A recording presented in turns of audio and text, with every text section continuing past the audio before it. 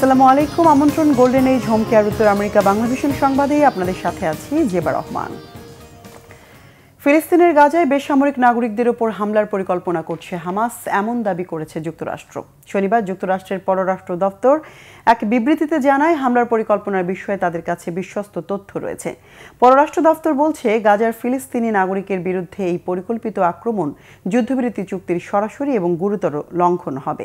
গাজার সাধারণ মানুষদের রক্ষায় যুক্তরাষ্ট্র পদক্ষেপ নেবে বলেও জানানো হয়। তবে যুক্তরাষ্ট্রের এই দাবি কঠোরভাবে প্রত্যাখ্যান করেছে হামাস। রবিবার এক বিবৃতিতে সংগঠনটি জানায়, যুক্তরাষ্ট্রের অভিযোগ মিথ্যা এবং বিষয়টি ইসরায়েলের বিভ্রান্তিকর প্রচারণার সাথে সম্পূর্ণ মিলে যায়।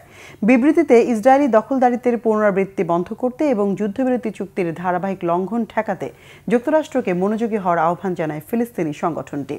এর মধ্যে গাজা যুদ্ধবিরতির আওতায় আরও 2 ইসরায়েলি জিম্মির মরদেহ হস্তান্তর করেছে হামাস। তবে ইসরায়েল যুদ্ধবিরতি ভেঙে এই পর্যন্ত হামলা চালিয়ে 38 ফিলিস্তিনিকে হত্যা করেছে।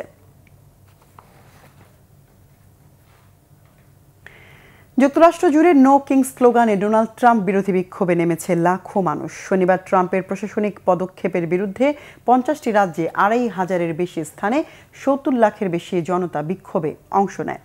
New York, Washington, Los Angeles থেকে শুরু করে ছোট শহরগুলোতেও বিক্ষোভে ফেটে পড়ছে জনতা। ট্রাম্প প্রশাসনের কর্তৃত্ববাদী নীতির বিরুদ্ধে এই প্রতিবাদে অংশ নিয়েছেন রাজনীতিক, শিল্পী, সাধারণ নাগরিক থেকে শুরু করে প্রবীণরাও।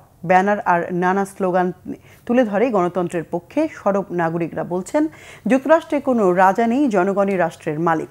ডোনাল্ড ট্রাম্প যুক্তরাষ্ট্রের রাষ্ট্রপ্রধান নয়, ট্রাম্প দেশের রাজা হিসেবে স্বৈরশাসন করছেন বলেও অভিযোগ তোলেন আন্দোলনকারীরা।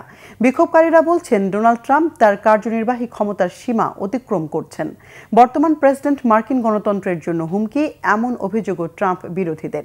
যুক্তরাষ্ট্রের সাংবিধানিক ভারসাম্য প্রশ্নের মুখে বলে দাবি বিক্ষোভকারীদের। বিক্ষোভের ঢেউ ছড়িয়ে পড়েছে ইউরোপেও। যুক্তরাজ্য, মাদ্রিদ ও বার্সেলোনাতেও শত শত মানুষ বিক্ষোভ করেছে।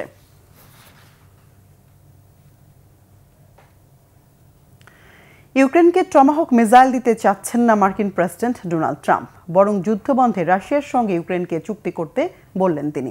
শুক্রবার হোয়াইট হাউসে ইউক্রেনের প্রেসিডেন্ট ভলোদিমির জেলেনস্কির সাথে বৈঠকে এই আহ্বান জানান ডোনাল্ড ট্রাম্প। গাজা যুদ্ধের পর ফের রাশিয়া ইউক্রেন যুদ্ধ বন্ধে মনোযোগী হয়েছেন মার্কিন প্রেসিডেন্ট ডোনাল্ড ট্রাম্প। এরই প্রেক্ষিতে শুক্রবার যুদ্ধবন্ধের প্রয়োজনীয় পদক্ষেপ নিয়ে আলোচনা করেন দুই নেতা। বৈঠকে যুক্তরাষ্ট্রের কাছে দূরপাল্লার টমাহক মিসাইল চান ইউক্রেনের প্রেসিডেন্ট। এর বিনিময়ে ইউক্রেনে মার্কিন ড্রোন উৎপাদনের প্রস্তাব দেন জেলেনস্কি। এই ধরনের অস্ত্র ইউক্রেনে সরবরাহ করলে রাশিয়া সেটিকে উস্কানি হিসেবে দেখতে পারে বলে জানান মার্কিন প্রেসিডেন্ট। এর ফলে যুদ্ধের ভয়াবহতা আরও বাড়ার শঙ্কাও করেন তিনি।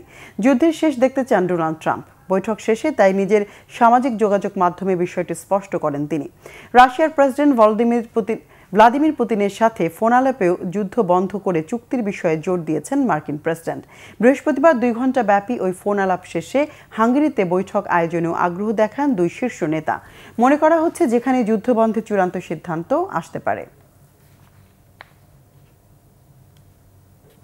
দর্শক, এ ছিল এখনকার মতো। আগামী বুধবার বাংলাদেশ সময় সকাল 6টা, মঙ্গলবার নিউ ইয়র্ক সময় রাত 8টায় গোল্ডেন এজ হোম কেয়ার উত্তর আমেরিকা বাংলাভিশন সংবাদ দেখার আমন্ত্রণ রইল। এতক্ষণ সঙ্গে থাকায় ধন্যবাদ সবাইকে।